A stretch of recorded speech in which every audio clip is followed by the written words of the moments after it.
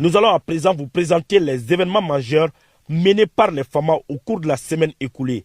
Ces opérations s'inscrivent dans le cadre de l'opération Dugukoloko et ont abouti à la destruction de plusieurs bases terroristes, à l'interpellation des suspects et à la saisie de divers équipements. Dans le théâtre centre, dans le cadre de l'exécution des opérations Frago Wanga Wanga 1, 2 et 3, les FAMA ont mené plusieurs missions dans les localités de Ber, Gundam, Nyafunke, Sumpi et Léré. Ces missions ont permis la neutralisation d'une vingtaine de terroristes et la récupération de plusieurs matériels, dont des équipements de communication, des armes de guerre et divers articles. De même, plusieurs patrouilles menées par les FAMA dans les zones de Djabali, notamment dans le secteur d'Alatona, ont permis de neutraliser plusieurs terroristes et de saisir des armes de guerre, des téléphones et des motos.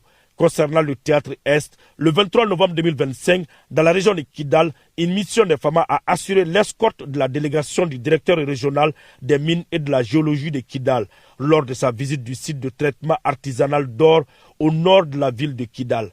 Quant au théâtre sud, les FAMA ont mené une mission de reconnaissance offensive sur l'axe Kuala-Djidjeni, au cours de laquelle un engin explosif improvisé localisé sur le tronçon Kuala-Djidjeni près de Ségué a été neutralisé avec succès. Par ailleurs, les vecteurs aériens ont effectué plusieurs missions d'opportunité dans les localités de Kidal, Minaka, Mourdia, Sibabougou ainsi que de Djeni.